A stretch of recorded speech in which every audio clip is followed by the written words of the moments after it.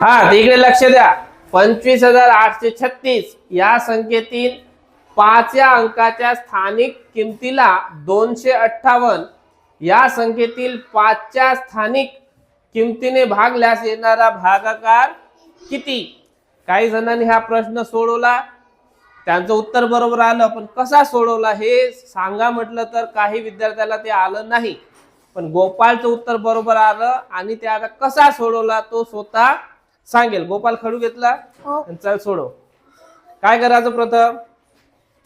25,836 5 ची स्थानिक किंमत 5,000. 5 ची स्थानिक किंमत 5,000. अगदी बरोबर. 258 घेतले. या संख्येची 5 ची स्थानिक किंमत 50. बरोबर. आणि यांचं काय करायचं आता? भागाकार करायचा. 5,000 भागिले 50. 50 एक 50. उरले 0. 0 घेतले खाली. 50 0 0. 0 घेतले. 50 0 0. 0 उरले. बरोबर. 0 उरले आणि पूर्ण जो भागाकार आला तो किती आला?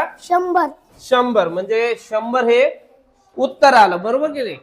100 काय आलं? उत्तर. पण मी तुला असाच भागाकार सांगितला होता, आणखी वेगळ्या पद्धतीचा पण भागाकार सांगितला होता ना, एका खाली एक लिहून अंश छेद. तसा करून दाखव बरं. वरती किती लिहायचे? 5,000. छेदात किती लिहायचे? 50. आणि कसं सोडवायचं? काय होईल? 50 एक 50. 0 0 कट करायचं पण सांगितलं होतं ना मी. मग एक 0 कट करता येईल. 1 0. आता 5 भाग द्यायला लागते. तिथल्या तिथंच भाग आला पाहिजे. 5 एक 5.